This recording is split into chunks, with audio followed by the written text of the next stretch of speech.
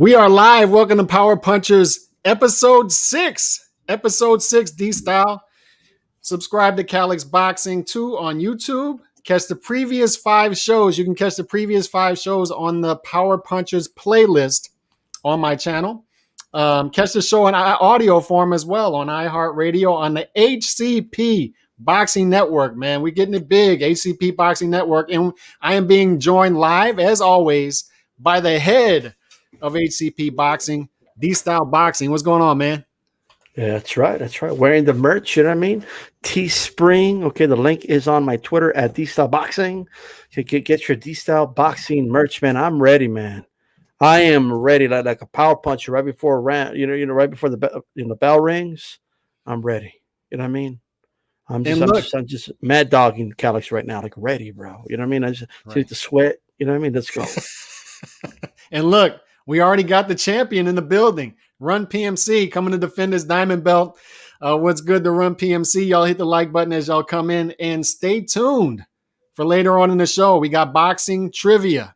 Boxing trivia. Run PMC is here to defend his Power Punchers boxing trivia diamond belt. All right. There will be no champion in recess. There will be no interim champion. We got the champion coming here to defend his belt. And we got the former champion in the building, Nando Yamas, to try to get his belt back. And I'm sure a lot of people are going to be coming to try to take that hardware from Run PMC. So salute to Run PMC in the building. So let's get right to this, man. Good. Y'all hit the like button as y'all come in, as always. Historic KO of the week. Historic KO of the week. This is Power Punchers, so we talk about knockouts. We have to talk about knockouts every week. The historic knockout of the week. This week, Carlos Baldomir, KO 9 of Arturo Gatti. This happened 15 years ago tomorrow. All right, so we have to talk about it. KO on this week in boxing history. We're not going to talk too much about Carlos Baldomir, obviously. Carlos Baldomir is trash bag, obviously. Done some heinous things outside of the boxing ring. The reason I wanted to bring it up is because you have to talk about the bad with the good. And with Arturo Gatti, when you're in there in so many wars, when you challenge yourself, you're going to have knockouts go against you. And that's what happened to Arturo Gatti. Unfortunately, a lot late in his career with the Baldomir loss, and then he would go on to lose to Alfonso Gomez the following year. And this was his last fight with Buddy McGirt. So it didn't end too well. But just because there's some bad parts of a story, or just because a story ends bad, doesn't mean the story's not great. And with Arturo Gatti, the thing that I'll always remember about Gatti is he built a relationship with his fan base that only he could separate. And the fact that he was always in great fights, the fact that he always challenged himself, that bond with his fan base never faded. So what's your thoughts on Gatti, and more so the late losses in his career? Well, first of all, Gatti is the definition of an action fighter. Because of Gatti, HBO came up like with a process, right? Kind of like an equation, whatever you want to call it, on how to be the number one boxing network. So it was always have the best fights, have the best fighter, and have the most exciting fighter. All the above, right? So, and as we all know, HBO was the home of the premier fighters in the world, but it was also the home of fighters that were action fighters, were there to give you great fights. And maybe, Gatti, we all know he was a step below De La Hoya, Mayweather, and we saw that when he fought them. But he was definitely a fighter worth watching. And I got to tell you, so he was below De La Hoya and Mayweather. Many generations were fighters. I would put Gatti in there with Jose Ramirez, Cepeda, Prograis, Taylor. I would put him in there. I don't. He probably goes 50-50 with all of them, to be honest with you. But great action fighter who fought in a deep era with a lot of great fighters. You know what I mean? So that's what I think about Gatti. Now, the latter part of his career, I think he did it a little too late, but I can't criticize him because he was known for being that action fighter. But he got with McGirt, went back to his roots. He was called the professor when he first started. You know what I mean? Because of his boxing. And then he showed that, I think, in the last fight with Mickey Ward, he kind of separated himself from Mickey Ward. He kind of showed everybody, like, you know what? Mm-hmm. I'm just a notch above this dude. I'm not going to trade with him this time. I'm not going to go. Like, it was still a good fight, but, he dominated the fight with his boxing in that fight. You know what I mean? And he was more disciplined. And I think he tried that against Mayweather. And that one time that probably wasn't the smartest thing to do, try to box Mayweather. No. That's probably the one time he shouldn't have done that. But, he got himself a little in a row a little bit. And people forget this, but Baldomir was coming off that win over Zab Judah. Yes, right? Big upset win. And Arturo Gatti was trying to become a world champion. And that would have been a lineal title, Mm-hmm. So he was just striving for greatness. That's all he was doing. Right. And I'll never forget those instructions Buddy McGirt was given when Gatti fought Mayweather. And I was like, no, it's not going to work. Box him.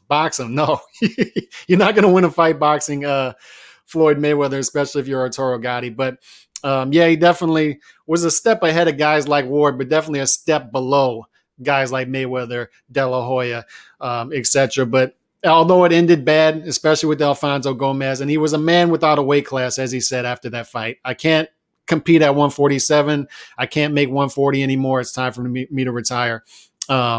So I just wanted to mention that. Tough loss for Gatti, but we'll never forget all the great memories he gave us in the ring. Now, moving on to Power Puncher of the Week. D-Style, you got to give my guy some credit this week as Power Puncher of the Week, right? Who's your Power Puncher of the Week?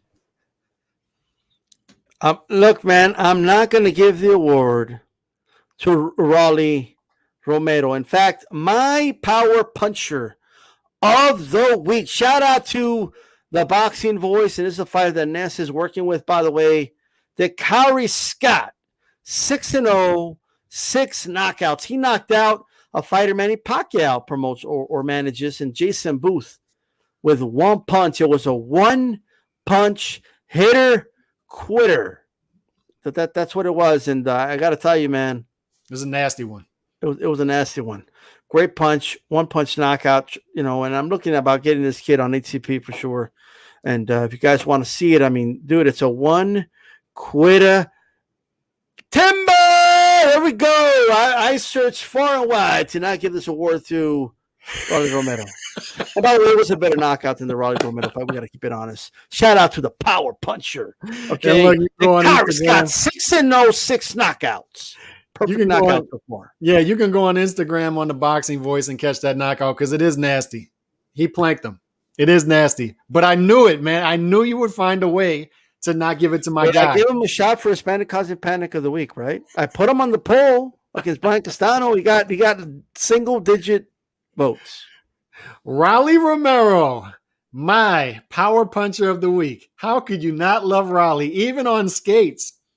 Even with not great footing underneath him, even with terrible technique, the guy still finds power, D-Style. He still finds power. And not only that, he finds a way to give incredible post-fight interview after incredible post-fight interview, calling out the likes of Tank Davis at 140, calling Devin Haney the Amir Khan of 135. How could you not love this guy, right? 14-0, 12 KOs.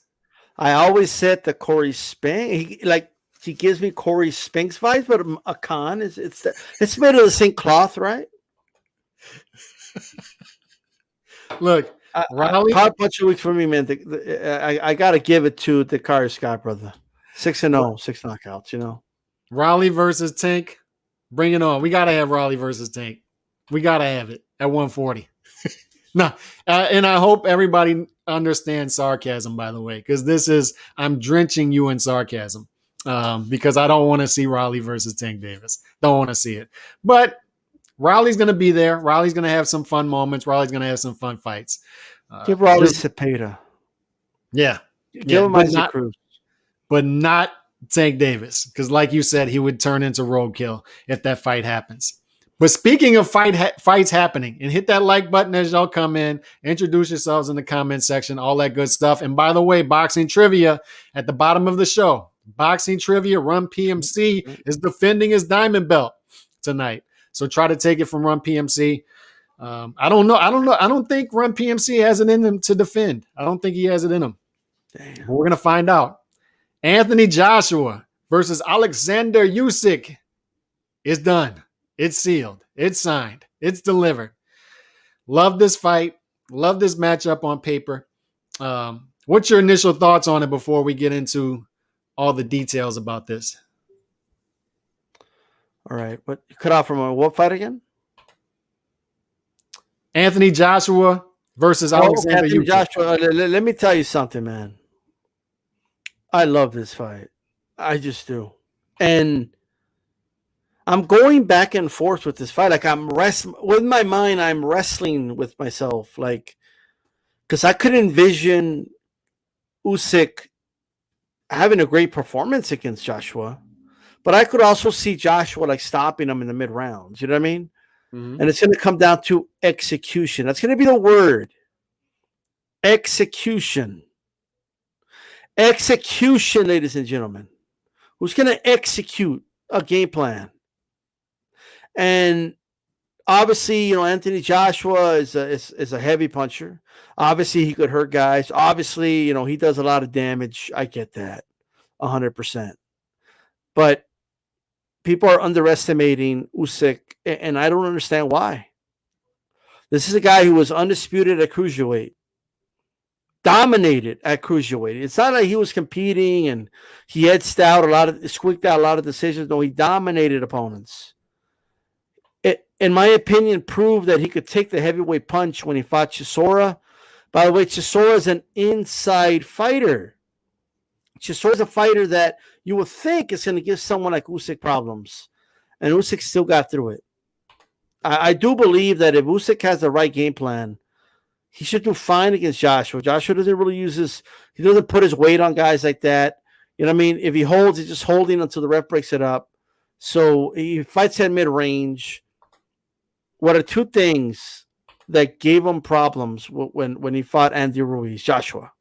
Mm-hmm. The hand speed and the fact that he kept punching Ruiz and Ruiz kept coming, right? Those are the two things that troubled him a lot. While I don't think Usyk can afford to take that many hits, I think he will make up for it with his defense. I think he has better defense than Andy Ruiz. But what he is going to bring is hand speed. I think he's going to be able to hit Joshua with punches Joshua doesn't see coming. I hate to do this, and I still don't have a pick.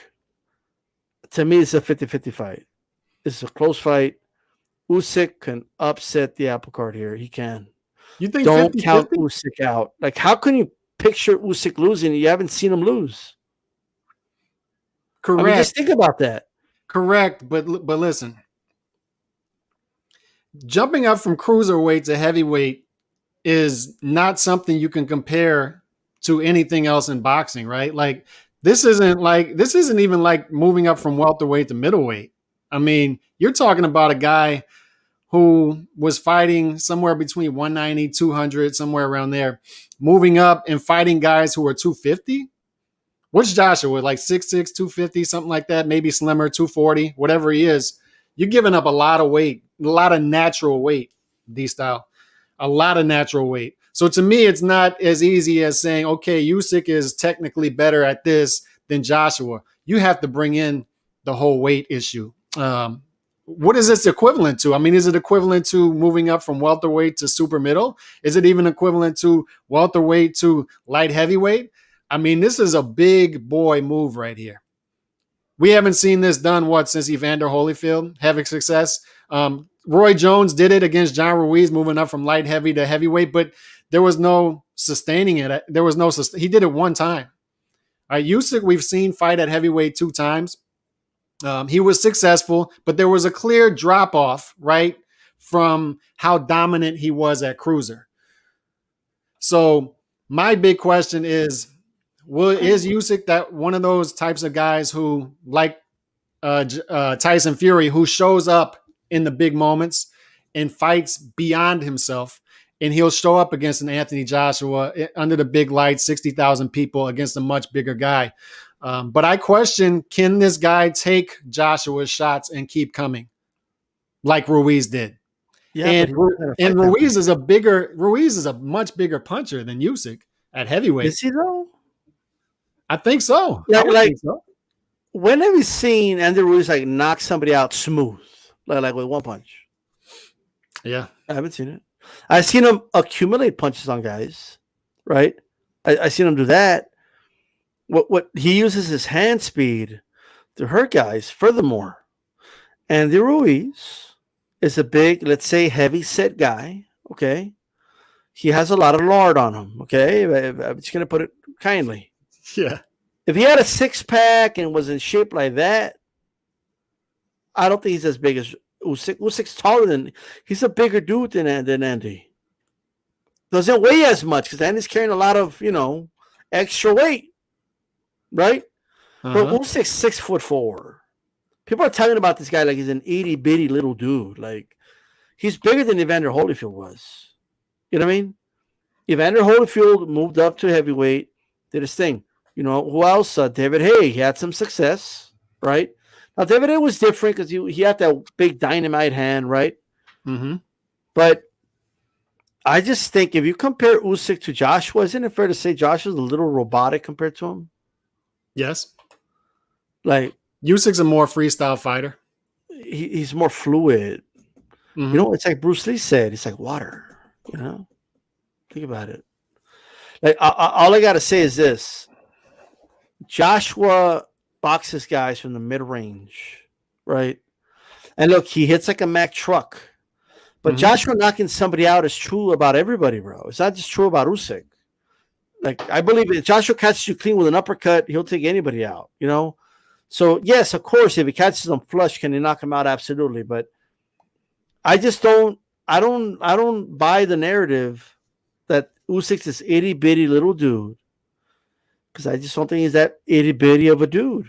I think he's going to show in this fight he's a full win or lose. He's going to show he's a real heavyweight in this fight, in my opinion. Yeah, there's several things going on for me here that when I look at this fight on paper, I see positives for Anthony Joshua. The positive is he's fighting his weakness is his chin, obviously.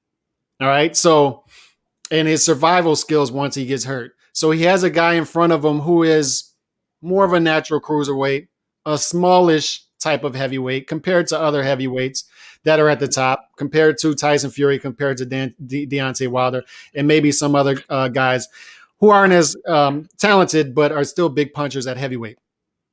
So he has that going for him, fighting a guy like Usyk, who is considered a top 5 heavyweight, talented, yada, yada. Now, with Usyk, what he has going for him, because if you're going to fight one of the top 3 heavyweights, what do we got? We got Joshua, we got Fury, we got Wilder. This is the one for Usyk to fight, in my opinion. Like, for Usyk, I would worry about his chin holding up against a big puncher like Wilder. Although you look at that matchup and you say, I could see Usyk outboxing Wilder. You could see that. But can his chin hold up for 12 rounds against the biggest puncher at heavyweight? A smaller guy stepping up to heavyweight. Then you look at Fury. I think Joshua was a better matchup for Usyk than Fury would be, who is also a fluid fighter, freestyle fighter, and big heavyweight.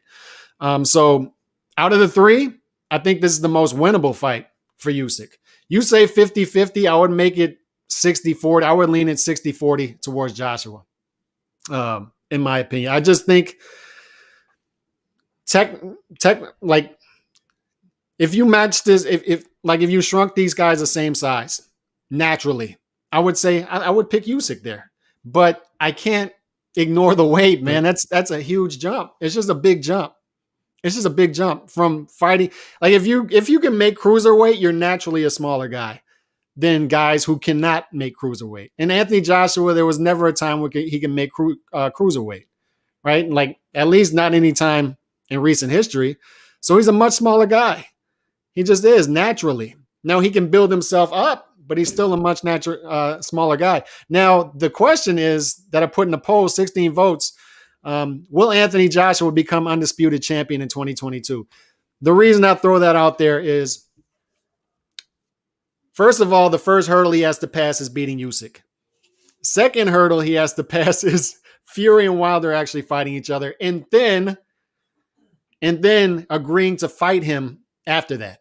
So there are hurdles to pass. So what do you give the chances of Joshua winning in 2022? Because the more I look at it, the more sane it seems to say that Joshua will come out of this whole mess as the guy on top. Well, my head is telling me Joshua's going to win this fight, but I have to take a step back and just kind of think about it, because I think Usyk is being dismissed to a degree that I think is just shouldn't be at that degree. Like, I think people are dismissing him like he's just another opponent. Like me, look, I'll be honest, I dismissed Joshua's last opponent and Pulev. I was like, yeah, he ain't gonna win that fight. You know what I mean? And that fight pretty much went how I thought it would, and everybody saw it. I mean, Joshua dominated that fight. You know what I mean? Mm-hmm. So I'm not, just to any person that's listened to me for the first time, believe me, I've given Joshua plenty of credit. This is not coming from a perspective of, oh, I don't think Joshua's good enough. It's actually coming from the perspective of, I think Usyk is a much better challenge than people are giving him credit for. You know what I mean? I think that's what it is. That's how much credit you give his. That's how much credit you give his skill. Absolutely, I think he's a very skillful fighter, and I do believe that he will win, lose, or draw. He will give Anthony Joshua fits, especially in the first 4 rounds. Where it goes from there, I don't know yet. We never seen Usyk have to grind his teeth and really do something, right? We never seen him do that. There's still another level to Usyk that he's never had to use, and we don't know what he's capable of. And I want people to keep that in mind. He's never had to go. He never had to go that extra gear at cruiserweight. He might have done it a little bit. We might have seen some of it against Chisora, but now he's acclimated to the weight, and I think it's going to be a good matchup. That's what I think. And I just closed the poll. Overwhelmingly, people said he's not going to become undisputed in 2022. And I think the reason is more so the business politics side of this, right? Because I think most people, we're not naive anymore. We're pretty much to the point where we don't think that the picture is going to be clear enough to say. There's a lot working against him, right? There's that, right? And then he still has to beat either Fury or Wilder. Right. On top of that, there's a lot of hurdles to get there, in other words. But he's not to mention he could do that and he could get stripped of a belt. There's so many factors. But he's grown on me, right? Like when you look at Fury, Wilder, Joshua has been the most consistent. He's been the most professional. He's been the most level-headed. You don't have to worry about him backing out of fights. You don't have to worry about him defending his titles. He's more cut from the Vladimir Klitschko cloth, right? He's a consistent fighter who's going to defend his belts. And I believe him when he says he wants undisputed. I believe him when he says he wants to fight Tyson Fury. I believe him when he says he wants to fight Deontay Wilder. I think he wants to fight top competition.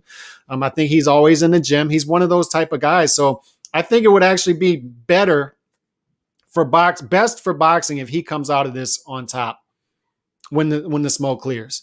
I just don't know if politics and the business side of boxing will ever get us there, but I hope it does happen.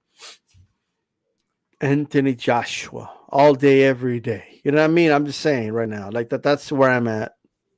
I'm going to be honest with you guys. And Anthony Joshua, to me, it has acted like a champion. Even when he lost, I mean, let's just be honest. I mean, the guy said he made no excuse. I cannot find one excuse this dude made. Not one. You can't find it. A lot of stories came out, and he just said, nah, you know what? I'm going to come back. I'm going to win my belts. So, yeah. Yeah, you're right. And this is an interesting question, too. Where is he on pound for pound list? See, I don't put heavyweights on my pound for pound list. So, for me, he's off of it since he's a heavyweight.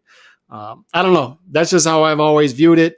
If you did put heavyweights on your pound for pound list, right now he's a top 10 fighter, top 10 heavyweight, top 10 pound for pound fighter. I don't see how you would keep him off right now. So if he wins that fight, though, if he jumps up all the way to heavyweight and you put heavyweights on your pound for pound list and he beats the number 2 or number 3 heavyweight in the world, and all of a sudden has angled himself into the undisputed conversation at heavyweight after cleaning out cruiserweight. All of a sudden, you have a guy that you got to start talking about number 1 pound for pound, right? Well, look, the list thing, man. I'm tired of the list. Like, and I'll tell you why. I believe in the pound for pound concept, right? And I don't even have an issue with people doing lists, but I'm just a firm believer in we have a heavyweight champion, right? And a pound for pound champion. And then we have a pound for pound guy. That's the way it's always been, guys. It's understood that if there was, let's say tomorrow they wiped out all the weight classes and they said everyone's going to fight. Everyone come in at whatever you feel best and everybody fights. Yeah, nobody's going to be these heavyweights, okay? Like, no, bro, Chocolatito's more skilled. Okay, well, good luck beating, Anthony Joshua. It's not going to happen, right? So it's already understood that the heavyweight champion is, quote unquote, the best. That's how it always was throughout history. Pound for pound came along when they with Sugar Ray Robinson and said, look, this guy is the best fighter in the world. I know he can go to heavyweight and be a heavyweight, but I'm just saying, I'm looking at him with my eyes. He's the best dude in sport. And they came up with the pound for pound. Okay. And then we have pound for pound list. So that's the explanation to that. Right. And let's just be honest. Like, the heavyweight division is not that deep. Like, what are you guys using to grade their skills and all that? I mean, come on, let's just be honest. Right. Okay. But that aside, just a quick little rant, really quick, about the list.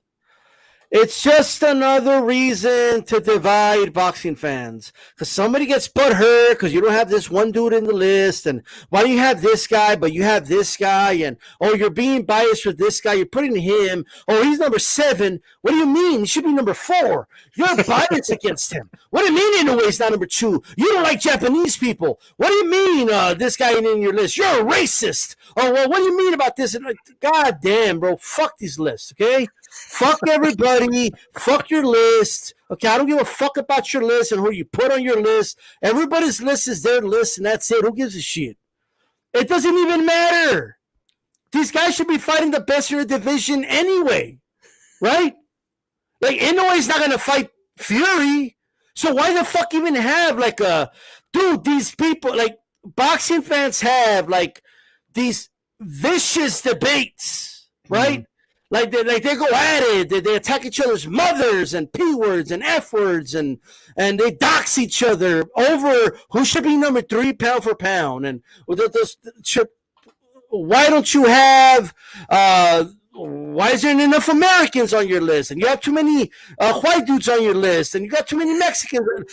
For the fuck's sakes, who cares about your list? Fuck your list. Let's just get these guys to the only list that matter. And I think Calix will agree. Is the list in your fucking division. Who's the best in your division? That's it. I don't give a fuck if you think Inoue's better than Jermell. They're never going to fight. They're like 5-6 weight classes apart. Who gives a fuck? You're having an argument over nothing. That's my rant. Church Fink, that's hard facts. That was hard facts right there. But I'll say this. If you have a problem with somebody's list, make your own. Just make your own list and post it. Like, I mean, it's not a big deal. Like, if you have a problem with somebody 1 through 10, you have a problem with me having Raleigh Romero at number 10 on my list now after that incredible knockout he pulled off against Yigit. Make your own list. Just make your own list. It's not a big deal. There's people keeping tabs, bro. They're like, oh, well, I looked at the list from the ring and they only have 3 American fighters. I think there's a conspiracy. I think they're like, I'm like, what? Who cares, dude? It's not like it matters. It just doesn't matter. Like, you know what I mean? I know. Like, here's what I do believe in. Like, if you ask me, do you think this guy is a pound per pound fighter? And the way I interpret that is this dude one of the best fighters on the planet? You know what I mean? Like, when I think about the top tier fighters in the planet, but I don't do a list, though. I'm not going to argue with somebody. Okay, I mean, the way you fight is not even the same. It just isn't. You see less knockouts in the lower weight classes because the force that they're hitting each other with isn't as great, right? That's the fact. That's why there's not a lot of knockouts with the women. Like, I have the extra minute for all you want, but unless you have Ann Wolf and Christy Martin, you're not going to get one punch knockouts. You know what I mean? Mm-hmm. Like that's why Inoue is like an anomaly, like the way he's knocking dudes out. Okay, even Donaire to a certain degree. But my point is the way they fight in the lower weight classes, they throw more and land more. Okay, at heavyweight they throw less and they land less. It doesn't take a genius why that is. Right. Okay. Because there's more one punch knockouts at heavyweight. That's why. That's why there's less action. So how do you even grade that, Calix? I remember you had a saying, right? Like, wouldn't like you would play basketball, dudes would tell you, man, if I had your height, yeah, like I'd be unstoppable. But like they're assuming they're gonna keep the same center of gravity. They're assuming they're gonna keep the speed. They're assuming they're gonna keep all these things, right? We don't even know how Inoue will look as a heavyweight because he's going to be slower. Like, you know what I mean? We just don't know. We don't know how Tyson Fury will look as a welterweight. We don't know. Why are you guys having heated debates over who's number 6 and who's number 5? Okay? I'm just saying. Yeah, that's my last thought on that too is I cringe when I hear people say, if we shrunk Tyson Fury down to Inoue size or we shrunk him down, you can't do it, man. I used to hear 5'8", 5'9" dudes come up to me all the time on a basketball court. If I had your height, I'd be in the NBA. It's like, dude, if you had my height, you'd have more ankle injuries. You'd have more knee injuries and you'd be naturally slower. That's just how it works. You know, if I had your height, I'd be fast as God knows what, but it doesn't work that way, man. And you wouldn't you give up things. All right. Yeah, you give up things. You gain things with size, losing size. It just happens, man. It's natural. So it's impossible to gauge these things. It's very subjective. And then when you talk about getting 5 to 6 to 7 and ranking these fighters, it gets even more subjective. Look, I don't have a problem with people making lists. Just don't get mad at people's lists. This is what people do, Callis. They go like this. What do you mean you have Inoue number 5? You piece of shit. Well, you like Japanese fighters or what? You know he's number 2. Like, stop, dude. God damn, you guys getting like vicious out here, bro. Hit that like button as y'all come in. Leave comments, all that good stuff. And look, we're getting closer to boxing trivia. Run PMC is going to defend his Power Punchers boxing trivia diamond belt. There will be no champion in recess. Belt on the Sharpie, so you can have a belt. Yeah. There will be no champion in recess. There will be no interim belt tonight. We got the champion defending tonight. And I have my doubts on whether he can win again. I don't think he can defend, but we'll find out. We will find out later in a bit. But first, let's get to Canelo versus Plant being close. And what's your initial thoughts about that? I know you had Ryan O'Hara. Yeah, you had Ryan O'Hara on there breaking some news earlier on what he got. What did he tell you on your video, if you want to share with everybody how close they are? Let me tell you something, and it's not just him. So as we know, Coppinger released a story for what it's worth, right? But all boxing fans, we all do the same thing when Coppinger releases a story, right? We're all like, well, I hope it's true. Like, you know what I mean? Like, that's what we all tell ourselves. Right. But Beeb and Eric from Ringside Report have a source. I cannot name what the source is. I believe I know who it is, but I'm not 100% sure. But they have a source that told them, yeah, it's pretty much done. Other reporters came out and said, yeah, it's pretty much done. We can't say it, but it's done, right? Mm-hmm. O'Hara came out and just flat out said it's a done deal. They just gotta negotiate some small things, right? Now I asked them, what are these small things? And they said, well, I asked, but they didn't specify. Right. Well, I mean, like these boxers are divas sometimes. Like these small things can matter, right? Like is Caleb Plant asking for 24 by 24 ring size? Is that yeah. Like I think like these things like it's just a small detail. Like Plant is like 50-50 or 60-40, but other than that, it's all set. What gives me hope in this D style is, and why I believe this has legs, is because Canelo seems like an easy guy to negotiate with, right? Like Billy Joe threw that out the day before. I need 24 by 20, and Canelo's like, give it to him. He wants 10 million, give it to him. Just give me my stuff, get me in the ring. He said it's not going to matter anyway. Right. And that's why I believe that when people ask me, is Canelo versus Plant going to happen? I think it has to happen because Plant doesn't have any alibis. He just doesn't. He's cornered. He's got the last thing, the Infinity Belt that Canelo wants. And if this fight doesn't happen, everybody knows why it didn't happen, right? It was the bad guy with the claw really O'Hara? Is that his name? Is that for real? No, Paul saying he wants a 30-foot ring. No, it could be anything, right? Like maybe they're negotiating. Like maybe it could be like something stupid. Like, and believe it or not, this could be a thing. Like, well, I want the posters in Nashville, Tennessee, to say "Plant Canelo" because I'm the draw there. Like, okay, dude, whatever. Like, you know what I mean? It could be anything, but so I want to be transparent in saying I did ask.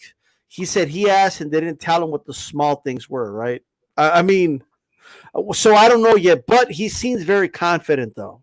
Like the confidence level is very high that it's pretty much done. You know what I mean? And the clock is ticking, bro. They need to promote the fight. So I'm anticipating that they'll be announcing this fight ASAP as quickly as possible. Like, now, come on, man. Let's get the shit announced. The poll question that I have out there is, do you think he has a better shot of winning than our guy Billy Joe Saunders in the last fight? Because I didn't give Billy Joe Saunders much of a shot. I always felt like he wasn't mentally there. He wasn't mentally tough enough to go through the tough parts of that fight in order to beat Canelo, one. And he wasn't a power puncher. He wasn't going to be able to keep Canelo honest, two. And number three, he's not much of a counter puncher. Everybody was comparing him to Lara and Trout. He's just not a counter puncher. What I see different in Plant is Plant pretty much does everything good. He doesn't do anything great, but he does everything good. And I think he'll be more inclined to trade with Canelo. He seems more mentally tough and mentally there than Billy Joe Saunders. However, I just think there's a difference between a champion, especially a once-in-a-generation type champion in his prime, and a belt holder. And to me, Plant is just another footnote in Canelo's long story. But I do give him a better shot than Billy Joe Saunders. That's just me. Remember when we're talking about Gatti and we said, there was just a difference between him and Mayweather and him and De La Hoya. You know what I mean? Mm-hmm. Now, some may say, what do you mean? You're comparing Plant to Gatti? Like, first of all, Plant hasn't accomplished what Gatti accomplished yet. I just want to throw that to everybody out there right now. Okay? Right. So that's number one. But number two, I understand he's a different style and he has a more of a finesse style than the Gatti. There's no doubt about that. I think most would probably agree. He's probably more athletic than Gatti, right? Like he's got more finesse than Gatti. But I think Billy Joe Saunders has better footwork than Plant. Like, I don't even think it's that close. I'm not saying Plant's footwork is bad, but it's not as good as Billy Joe's. No. Canelo was slicing through that ring like a hot knife on butter, bro. He was finding Billy Joe, and he forced Billy Joe to fight back at times. Mm-hmm. Caleb Plant, I think, is going to fight a very defensive fight I'm anticipating, right? I think it's his best shot to win, but there's one thing he does very well. There's one thing Caleb Plant does do better than Billy Joe, right? Caleb Plant has really, really good punch placement, and he's very situational, right? And what I mean by that is Plant doesn't throw programmed combinations at people. Like, right. Okay, I'm going to throw 1, 2, 3. Like, that's not what he does, right? Caleb Plant throws punches, and it's almost like he throws a jab, and depending on what you do, right, is what he does next. So if he sees it, he throws a jab, and you parry it, he might back off. You know, if he lands it, he might throw the 2 back at you, right? If the hook is open, he might hook off the jab, but he's a very situational fighter. And the more I think about it, I don't know, like maybe Danny Jacobs, like I don't know the last fighter that Canelo's fought that makes decisions on the fly. You know what I mean? Now, I will say this. Is he going to be able to make decisions on the fly against Canelo? Because Canelo is going to be right there, right? Canelo's going to be setting up traps. Canelo's going to be digging to his body Mm-hmm. and it's going to be hitting that long torso of his. Is he going to be able to like try to focus on what he wants to do next while he's getting punished by Canelo or pressured by Canelo? Like, I don't know if he's going to be able to do that because let me tell you, he fought Truax, bro. Yeah, he dominated the fight and he won, but let me tell you something. Truax had some moments, and I kept telling myself, man, if that was Canelo, good night. Is what I kept telling myself. Plus, he looked like a C-level fighter in his last fight. Plant. That was a Truax fight. He looked so good. He looked like a and not only that, like, and everybody should know this, right? You did some like basketball, right? Like you played basketball, like, right? Don't you prepare better for a high level competition if you keep playing high level competition? I think does playing low level competition really prepare you for a team that's at a higher level? No. Caleb Plant hasn't been fighting at a high level. No. So, like, you have to have some of that in order to compete at that high level. But that's the issue, right? Is these belt holders are being fed easier fights. So when they get up to Canelo, it's like a shock. It's like a shock to their system, right? It's such a huge jump. These belt holders have it so easy that jumping up in competition is a big shock. It's a big shock, but that's why these guys got to start fighting. Like, stop waiting for Canelo because Canelo's the next level, dude. You guys got to fight each other to elevate each other. And then the winner of that pack becomes that next level, and then he could fight Canelo, right? I mean, that's the way it should be. Like, look, dude, Plant versus Benavidez should have happened. And by the way, shout out to In the Ring with Christine out there in Tokyo. You know what I mean? Shout out to Team USA and all that good stuff. And shout out to Women Crushing the Wednesday, of course, on In the Ring with Christine. I feel, right, like Benavidez Plant should have already fought. And that fight, the experience of that fight would have given the winner something to grab onto, to work on and improve, and then they could challenge Canelo, right? Bro, Canelo, look, he got a boxing lesson against Floyd. We all know this, right? Mm-hmm. But he learned from it, right? He learned from the master. Like that's what he did. And then he improved where he felt he needed to improve. Then he fought Lara, right? Some people think he lost to Lara. Some people have him win, whatever it is. But again, he improved after that fight, okay? Like, all Canelo's been doing his whole career is getting better, getting better, getting better. He's always in the gym. Have you ever heard a story of Canelo was, in trouble at a bar or like some shit like that? Have you ever heard stories of Canelo blowing up in weight? Have you seen Canelo with a soda, okay, at a basketball game, and he's got a gut sticking out? Never. Like, he's always in shape. Like Ricky Patton. He's always in shape. He lives in the gym, okay? It's basically where he lives. It's what he does for a living. He has this ambition to be great. He's continuously improving. And he has this, like, an empty void that he feels he has, that he has not been undisputed after all these weight classes out there, all these unifications. He has not been undisputed yet. And it's something that it's like a personal goal of his to be undisputed. You know what I mean? He wants to be undisputed. And that's why I think this fight's going to happen. He's the most generous A-side in the history of the sport. Because he's ambitious. He wants to get it done. And you know another more generous A-side in the history of the sport? No. I don't. But keep your eye out for Oscar. He's fighting an official fight in September. Did you see that? It's not an exhibition match anymore. It's an official fight against Belfort. And I've never seen an official fight with 2-minute rounds, but he's going to fight 8 2-minute rounds in an official fight. So watch out for Oscar trying to angle for this Canelo fight. So what, they're going to make it a chick fight? 2 minutes?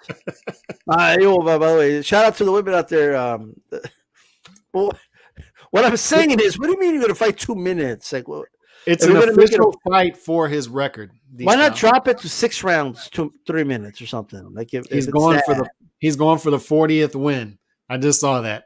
But what do you think about this, real quick, before we move on to the next topic? WBO. I saw footage of him shadow boxing and slipping the bag and all that, but Look, for a 50-year-old, yeah, like, I don't see 50-year-olds doing that, in other words. No, You know what I no. mean?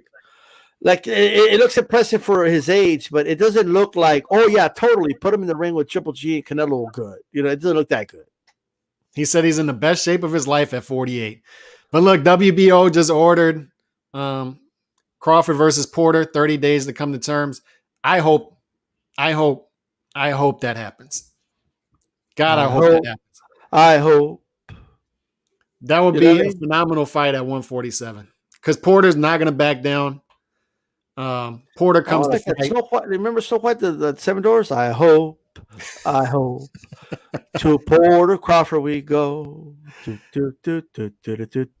I hope Crawford has a real fight. I hope. I hope. So, That's an excellent fight if it happens. I hope they come to terms. I hope they can get that done. They can cut through the politics and get that fight done because that gives Crawford his meaningful fight at 147, and it gives Porter a shot of doing what the other guys have been afraid to step across the street and fight Crawford. But Porter is one of the guys in the PBC that I believe him when he says he wants to fight Terrence Crawford. I believe him. I think Porter's one of those guys. he's got nothing to lose. He's got nothing to lose, bro. Nothing to He's lose. got everything but to gain. That makes him dangerous, by the way. Yes, it does. And here's the thing, right? I know plenty of people that feel Porter won that Thurman fight, right? And I know plenty of people that felt he won the Spence fight. Like 3 old farts are all that stood between him and victory. In other words, you know what I mean? That's it. So this is a legitimate fight for Crawford. If Crawford could go out there and make Porter look like he does everybody else, that is a statement, bro. And that is pressure on Spence or even Pacquiao. Pacquiao beat Spence. That's pressure on them to fight him. Like, I'm just going to put that out there. All right. So, yeah, do the fight, bro. You got to fight somebody, bro. But if I'm Crawford, though, I'm calling Bob Behrman and I'm telling him, man, throw some offers out there. I want to fight Ugas. Fight Ugas in a unification, brother. Try to make that happen, dude. Plus, there's a storyline there. Ugas beat him in the amateurs. There's a story there. You know what I mean? Like, get that unification, get 2 of the straps, and let's go. You know what I mean? You might have to take a pay cut, maybe, but go just make the fight happen, bro. Yeah. Like, Crawford hasn't really made the moves that I feel he should make. No, I don't think so either. I don't think he's going to take a pay cut to fight Ugas either. So be nice if he did, but I don't think he's going to make those moves to make those things got possible. A lifeline. He got a lifeline when they denied Pacquiao the super title, bro. Yes, he did. Just go for it, bro. Fight Ugas. You know what I mean? I'm just saying. But hey. All right.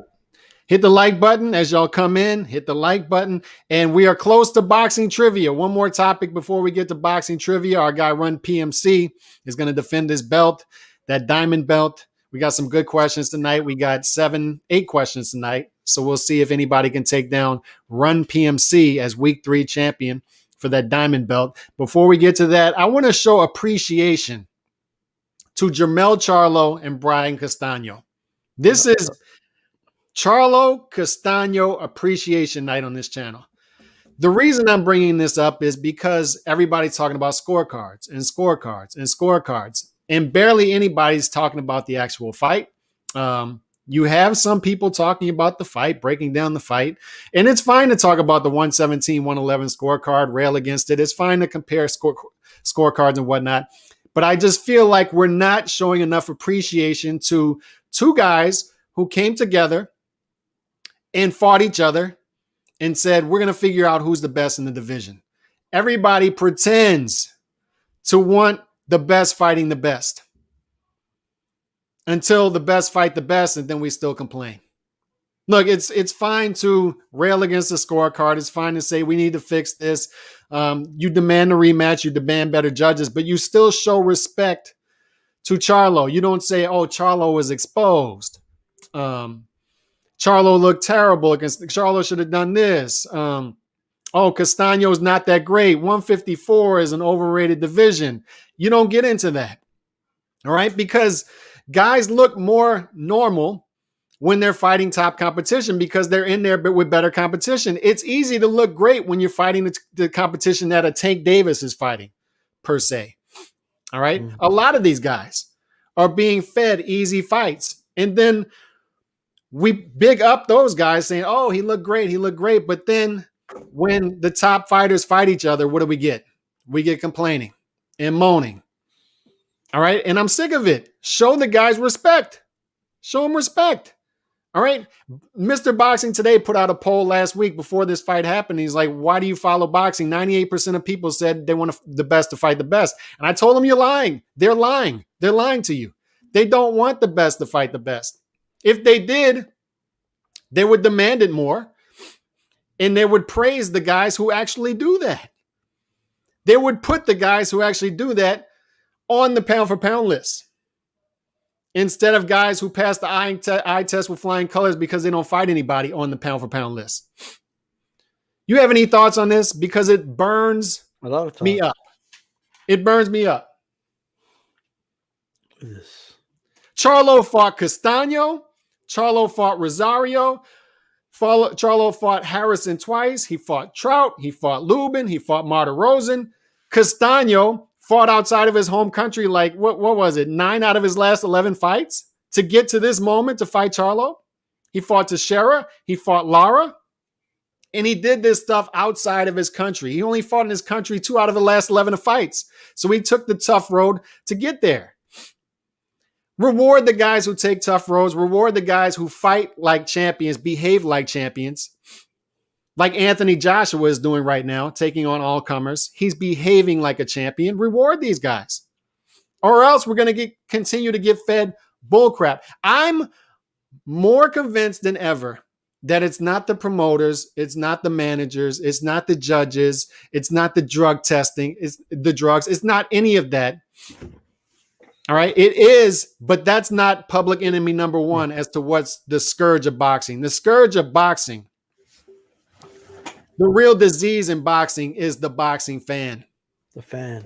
Because we're not rewarding the guys who are behaving like champions, behaving like real fighters. We're rewarding the pampered fighters by how we speak of these fighters. We're not behaving.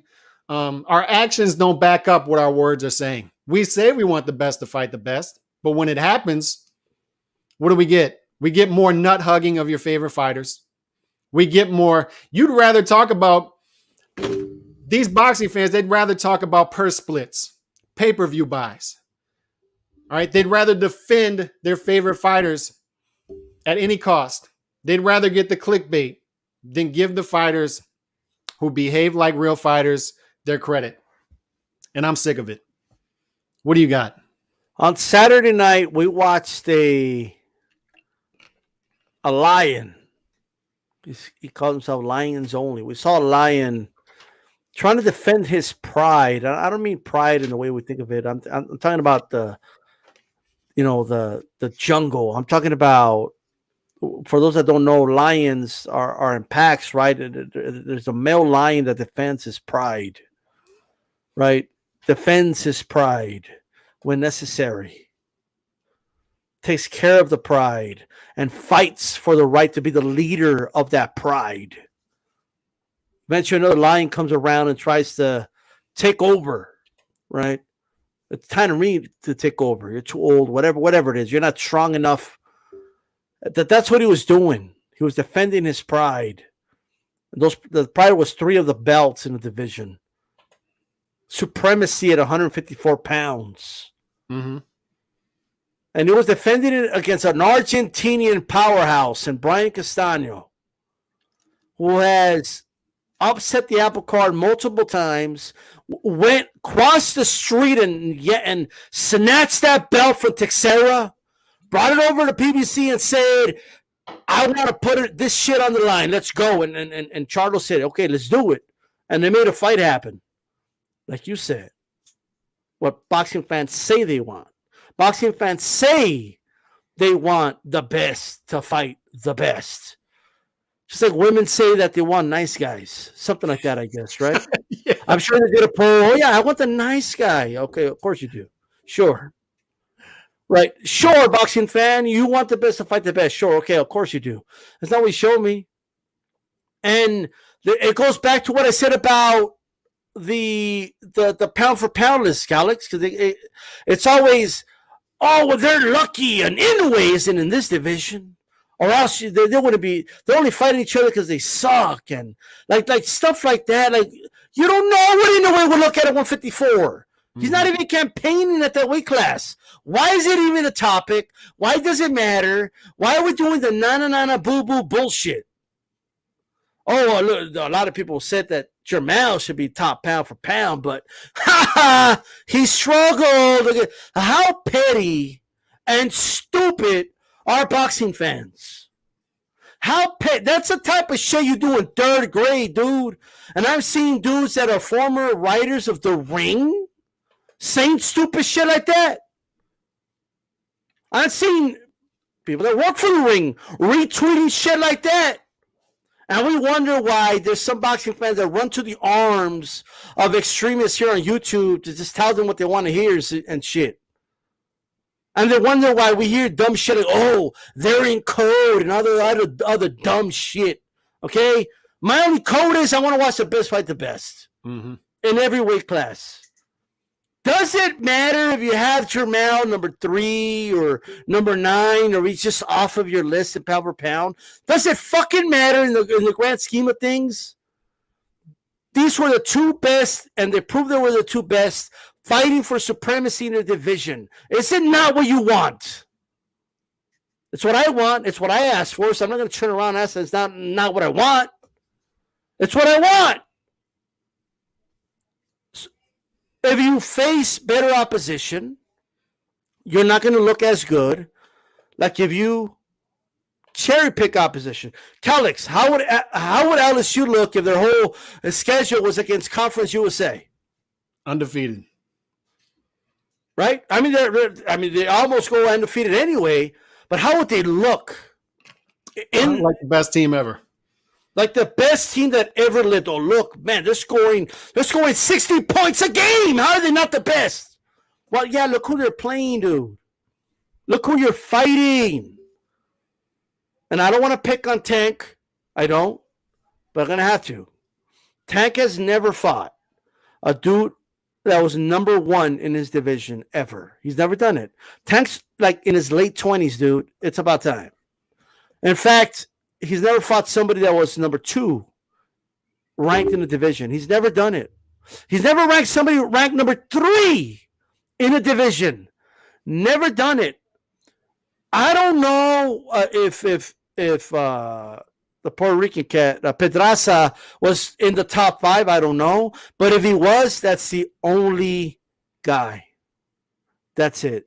In his entire career, he's fought maybe one top 5 guy. In 8 years. In that many years. And I don't want to hear, but he fought, what's the cat's name? 140? Mario Barrios. Well, Mario Barrios isn't considered a top 5 guy. Mario Barrios he was like 89, something like that. Yeah. Okay, so you want the USA Conference Championship. Okay, cool. Okay, it's time to play with it. They had a saying in wrestling before, right? Where the big boys play. It's time to play with the big boys. Jermell's been doing that. Jermell's been fighting the best in his weight class. That's all a fighter could do for years. Right? That's all a fighter could do. Fight who the best in their weight class. There's nothing else they can do. Like if you decide to go out of your way to say that this division's trash, you're an asshole. Okay, like point blank period. You're an armchair asshole if you take this away from him for what he's doing. The same with Castano. It's a slap to the face of Castano if you're celebrating how Jermell looked and not how Castano performed. Right? That's just the truth. Yep. So that's if you guys are looking for a perfect fighter, you're never going to find him. Okay? No. I'm just going to say that right now. They want flawless victory syndrome. Every fight is what they want. And if you step up, that's just not what you're going to get. It's just not what you're going to get. So you're tuned in to Power Punchers episode 6, and you know what time it is. It's boxing trivia time, D-Style. All right, we're in week 3 of boxing trivia. First week, Nando came back. He won week 1. He won his diamond belt. Now we got week 2. Get that Jeopardy music ready because we're going to get it going right now. Our guy, Run PMC, is the champ. He's the diamond belt champ. Run PMC. Verify that you are there and you are defending your belt. Hit us up in the comment section. We need you to verify that you're there and you're ready to defend your diamond belt. We don't want any champion in recess. We don't want an interim champion. So at some point during this trivia, Run PMC has to verify that he's in the comment section. If he doesn't verify that he's in the comment section during this, then whoever wins is the interim champion. But we're going to get this thing popping. We're going to get this thing popping. You know what? This is for the – there he is. There he is anyway. He's ready. So this is for the diamond belt. Who's going to be the first ever two-time champ? Is what I want to know. Two-time champ. Will Run PMC defend? Will Nando become the 2-time champ? Will we get a new champion? We're about to find out. First question. We're going back on this one. George Foreman TKO'd Joe Frazier in January of 1973 to win the heavyweight championship. How many times did Joe Frazier get knocked down in that fight? How many times? That's a good question. How many times was he knocked down against George Foreman in his TKO loss? Nope. Yep, there it is. Boxing Historian 206 is on the board. Boxing Historian. The Boxing Historian came out and like, Run PMC, you ain't going to get shit this time. You know what I mean? So let me make sure I'm writing this down. So boxing. Shout out to Nando doing a smart thing, just throwing a number out there. You know what I mean? It's like, like. He's just throwing numbers out there. Hey, so Boxing Historian right? 206. He's on the board. G Funky threw out 7. He was close. He went a little too high. So we got Boxing Historian is on the board. He's on the board. All right. So let's get to question number 2. Paul Williams went 8 years and 33 fights before suffering his first defeat in a 12-round decision. Name the heavy underdog who gave Paul Williams his first of 2 career losses that night. Go. Paul Williams' first loss. Who was I already know. Shocking defeat. This is an easy one, guys. Here we go. G Funky got it. G Funky got in there first. I'm behind you. Mine must have froze up. So G Funky got it? Yeah, there it is. Funky first on YouTube. Yep. We always have, by the way, guys, don't get mad. We do have replay. You know what I mean? So we could always check the chat. Replay is a thing, so we could always, G Funky got in there right before Run PMC and Boxing Historian. You want to throw the flag and be like, no, I was first. We'll check the replay. We can always go back in the chat and check. And you can challenge as many times as you want, not like in the NFL. All right. So G Funky got in there and Carlos Cantagna. That was a shocking loss. I remember watching that fight at my brother's party, and that was a shocking loss. He came back and avenged it. Boy, did he avenge it in the immediate rematch a couple months later. So shout out to G Funky for getting that one. We got a tight match so far, 1-1. Third question. Marco Antonio Barrera, D-Style's favorite fighter, suffered his first professional defeat at the hands of which opponent? And he lost to him twice. Come on, guys. They were calling him the next Chavez, all the dumb shit. They lost. What we got? There it is. Who got it first? Oh, that's Nando. And look, last name. We're going to give him the last name. I think we'll give him the last name. Right? We'll give it to him. Yeah, Nando got it right before G Funky. And that's Junior Jones. He would lose to Junior Jones back-to-back L's. Back-to-back L's to Junior Jones. And I was just joking. That is not D-Style's favorite fighter. I don't want him to be mad at me. And by the way, just so people that don't know, right?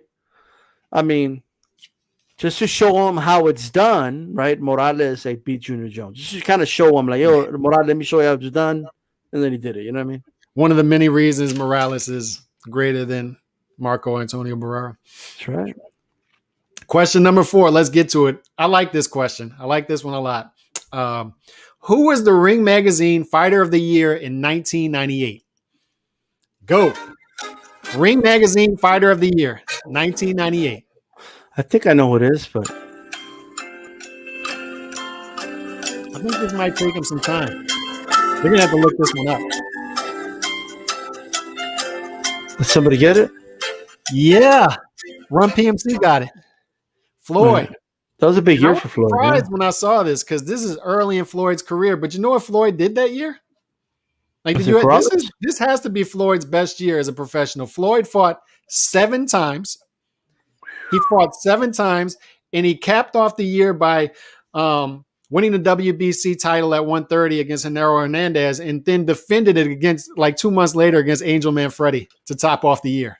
Fought 7 times with wins against Hernandez and Angel Manfredi. Incredible. That's an incredible year. Wow. So we got, it's a phenomenal year. So we got 4 with 1 halfway through. We're halfway through and we got a 4-way tie.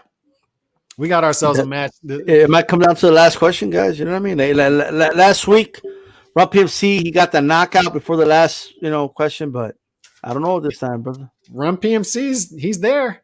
He's there. We got a 4-way tie. All right, 5th question. Where's Nando Llamas at is what I want to know. Where's this dude at? I think Nando, man, he was one of those guys. He can win it. He can win a title, but he can't defend it. He just can't defend it. I think so. But and he can't win it back. He can't be a 2-time type of dude. You know what I mean? All right. 5th question. Errol Spence Jr. won the IBF strap against Kell Brook in 2017. Who was his first defense against? Go. Who was Errol Spence's first defense of the IBF strap after he beat Kell Brook? Easy. Come on, guys.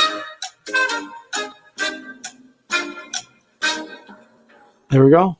G-Funky. What we got?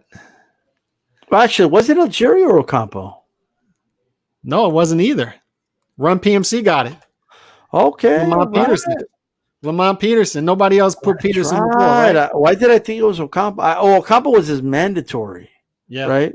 Run PMC got it. Lamont Peterson was his first defense, and that was in Run PMC with a 1-2 punch. Now the odds-on favorite to win it all, bro. He don't even need to get another one if nobody else gets the second one. And we were clowning Nando, but Nando does have one. So it's Run PMC 2, Nando 1, G-Funky 1, Boxing Historia. No, like Nando's always in the mix, but he can't get over that hump. Like he can't win it twice. You know what I mean? He's like the Atlanta Braves. Like they wanted that one time. You know what I mean? But they just couldn't. Well, like the Bills in the early '90s, something like that. Like it's the Bills. Like he makes it to the end. Can't quite. Yeah, your Bills for sure. Andrew Galata, 6th question right here, and this is about Andrew Galata. Andrew Galata suffered back-to-back DQ losses to Riddick Bowe in 1996. He would follow that off with one fight in 1997 where he lost to which opponent? This was his 3rd straight loss, 1997. Who did Galata lose to after 2 straight losses to Riddick Bowe?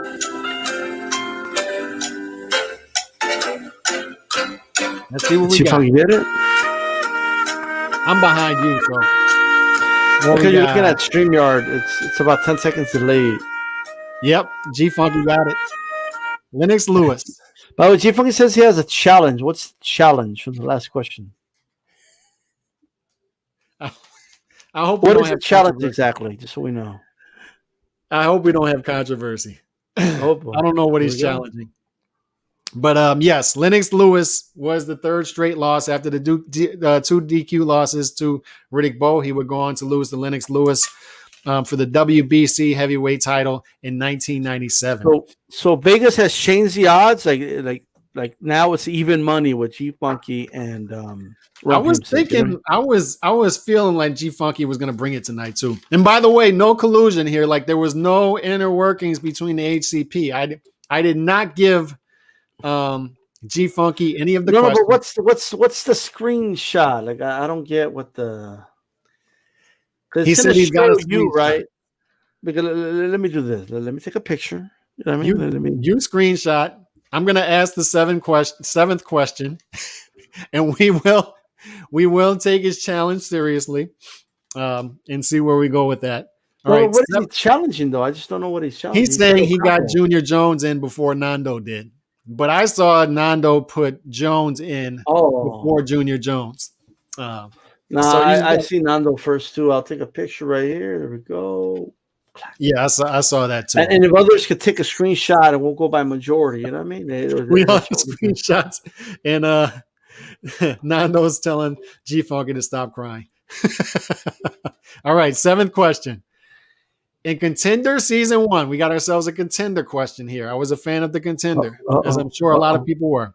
Sergio Martinez defeated Peter Manfredo to win the Contender Championship. Who did Alfonso Gomez defeat in the third place match to win third place in the Contender? Who did Alfonso Gomez beat in the third place match? Who was it?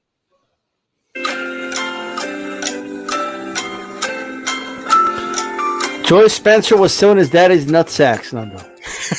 It was not. It was not Walter Wright. There it is. Run PMC got it.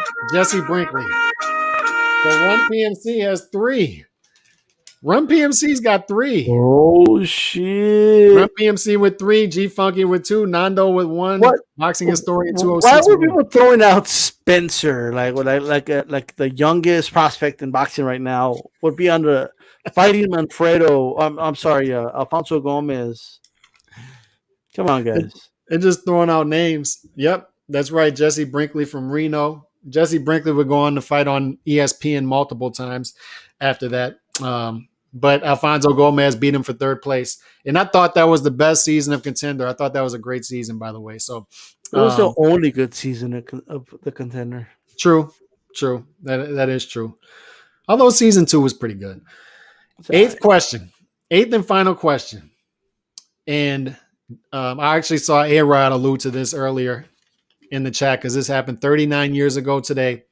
Salvador Sanchez retained his featherweight title in what turned out to be his last fight, unfortunately, at the age of 23. In that last fight, his last fight ever, what future Hall of Famer did he beat in that final bout? This is the easiest question of all time, guys. Run PMC. Run PMC can't be beaten. I'm just going with it now. Like Run PMC can't be beaten. I think we got ourselves like a dynasty starting here. Run PMC back-to-back champion. All right, it's not just about winning titles. It's can you? Yo, he got 4. Like, bro, he blew you all the way at the end, bro. He destroyed it. Run PMC, dude. That was a definitive win. That was a dominating win. You know what I thought G Funky had it for a minute. I thought G Funky had it. And he faded in the championship rounds. Like, y'all gonna make me come out of retirement to be Run PMC. That's what's going on right now. You know what I mean? Like, what's going on? But it's not just he's answering him, dude. Run PMC is getting into him quick. That's why Run PMC is not using Google. He's not using Google. He knows this off the top. He's freestyling this. And Nando wants a replay. He wants, but I'm looking at it right now, brother. He beat you by a mile, brother. It wasn't that close, brother. Plus, he misspelled Azuma Nelson. He's got Ozma Nelson.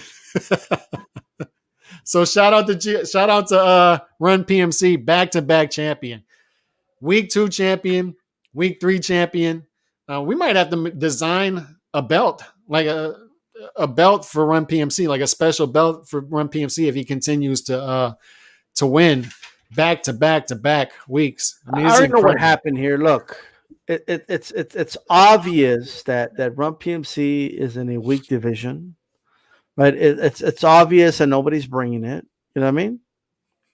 Wow, that's all I gotta say. I feel like there's a shot at Nando. Maybe Run PMC wasn't in the trivia the first week. If he was, maybe he'd be back-to-back-to-back champion. Oh man.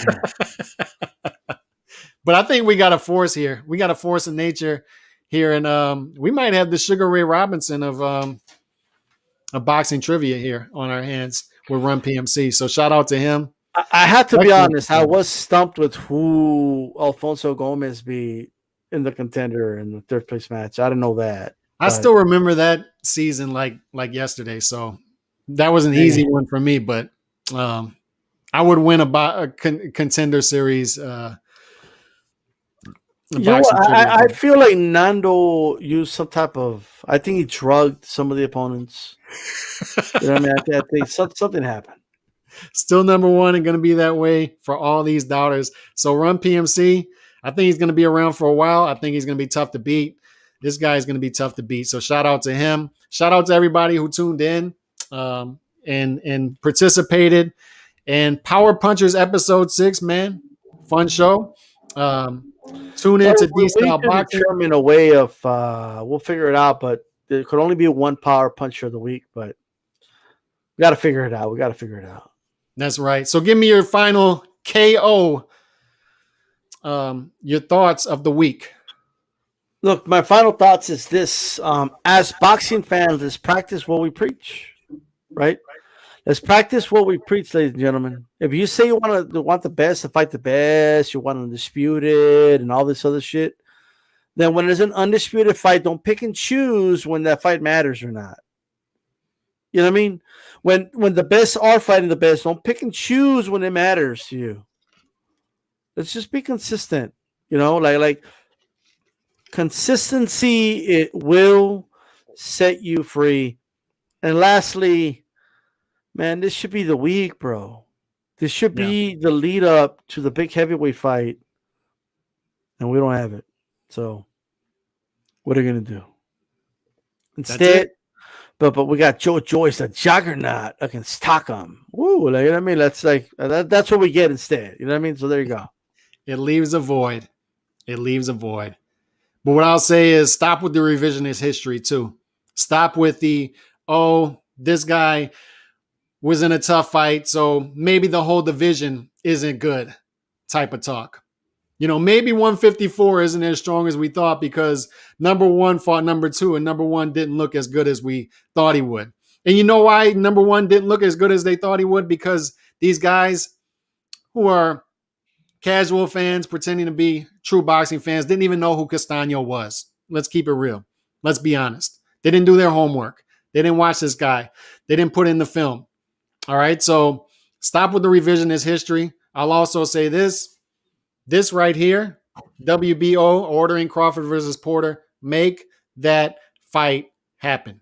Great fight at 147. It gives us a clearer picture of who Terrence Crawford is at 147 because up to this point, it's just speculation, right? It's just speculation. We think the guy's great. I pretty much have a good idea that the guy is a great fighter, that he's a special fighter. But until he gets that name on the resume, we don't know. And Porter starts to answer that picture for us. So make that fight happen and start to heat up that, as G Funky says, that dumpster juice division of 147 is a talented division, but it's a dumpster juice division. All right. So start to heat it up a bit with Spence versus Pacquiao and Crawford versus Porter. Start to heat it up. And HCP Network, Boxing Network, catch it on iHeartRadio. We're in audio form. Catch D-Style. You know where to catch him. And we got the roundtable. Where's the roundtable happening at tomorrow night, D-Style? Well, we're actually not going to have the roundtable tomorrow, but you can catch me on the Boxing Voice with Ness and them. I'll be chipping on there from an hour, 2 hours or so, and chopping it up with them. Catch the crew there, man. It should be interesting. You know, a lot of news to talk about. And but hey, subscribe to D-Style Boxing. Subscribe to Calix 2.0 as well. Because let me tell you something. It may not be an actual show, but we may have a video out or something if this fight becomes official with Plant Canelo. And by official, I mean like it's official. Like, you know, like that's it. It's ready to go. You know, I feel like there's 2 minutes left, and and we got a 2-position lead, but you never know. Like, you know what I We're on mean? the 1 yard There might line. be an onside kick and we don't get the fight. You know, so you don't know yet. Like, we're there, but it's not official yet. Like, the clock hasn't hit 0 yet, and it's a wrap. You know, so let's just kind of let's be optimistic. I'm rarely optimistic when it comes to the sport, but let's be optimistic, and we'll see where it goes. You know what I mean? And so everybody subscribe. Follow me on Twitter at DStopBoxing. Follow me on Instagram at DStopBoxing as well. And everybody have a great night. Peace, everybody. Thanks for tuning in. God bless. We are out.